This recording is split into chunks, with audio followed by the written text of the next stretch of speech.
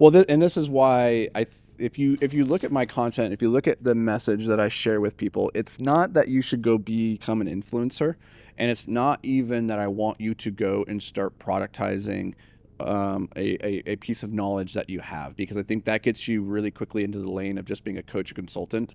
And that is a type of business, and it can be very lucrative. It can have great margins. That's great. But a lot of the people that I'm talking to are people that already have a business, an operative business, as you just referred to it. Like, you know, it's they have a manufacturing business, they have a consumables, they have a brick and mortar, and now it's like, how do you bolt on the media empire onto that? You could build just a media empire for the sake of a media empire. Yeah. The problem is, one, it's quite hard to monetize a media empire on its own, right? Google AdSense gets something, right? So if people view your videos, great. You could do affiliate deals, great. But if you don't, you could write a book, that's great, right? But you're not going to make millions off the book itself. I made millions off of Passive Investing Made Simple because it drove people to the product. A different product, which was to invest in these real estate opportunities, and that's where the money was made, not off the book. And so the media empire, I think about it as a powerful flywheel to bolt onto a business, a product, a service you already have, and then that turbocharges it. And that's a very important difference. Is like, I don't want to create influencers for the sake of influencers. I want people that are watching and listening to this to go and create their media empire that bolts on to what they're already trying to do, and it creates this powerful flywheel of impact. And that's a big caveat, very big difference. Yeah.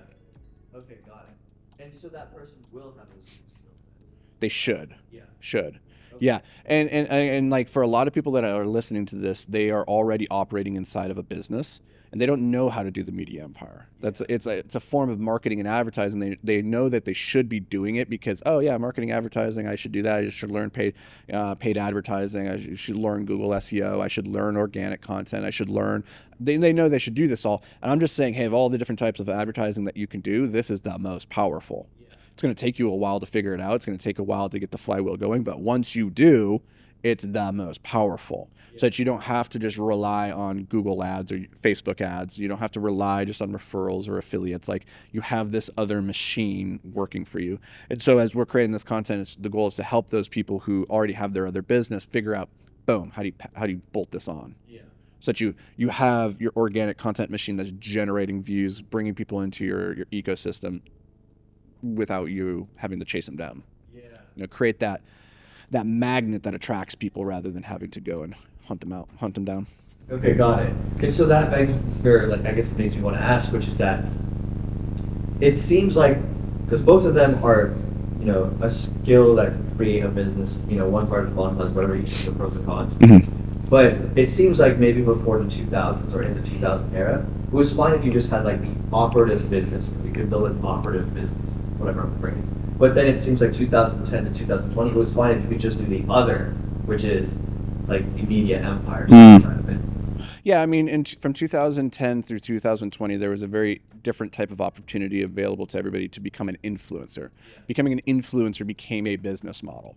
Influencer is not the same business model in 2025 as it was in 2015, 2016. The game is changing drastically.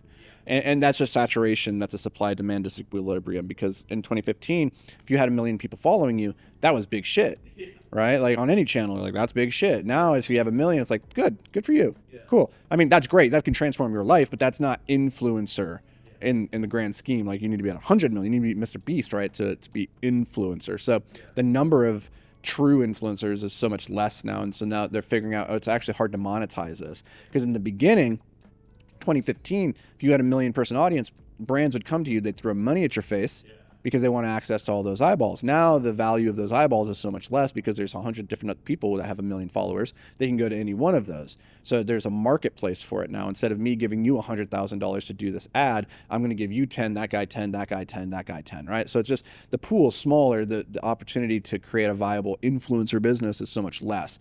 Now, if you have influence within your market, you don't need to have 1 million people audience. You could have 10,000 people, and if you have a great product or service to drive them towards, Boom, you have a $10 million business. Easy, all day long, right? You could do that. But going back to something else you said, which is that in 2000 to 2010 or pre, social media era, you said it seemed like it was enough just to have like the operational skills. Yeah. That's not true. It's not true, because every business fundamentally has two problems: how to get customers, how to deliver the product. You're assuming that in some pre 2015, 2010 social media era, that all you had to do was be a good operator, and people would come to you, and somehow that was easier. The reality is it was just different. Back then you had to go knock on doors, you had to cold call, you had to take out ads on a billboard, you had to take out ads in the newspaper, you had to do all sorts of different things. But now you just have so much more reach through social media. It's a leverage. The great operators have always known they have to also be great marketers. Steve Jobs, Apple isn't Apple because they built the best products. They built great products off the back of the best marketing.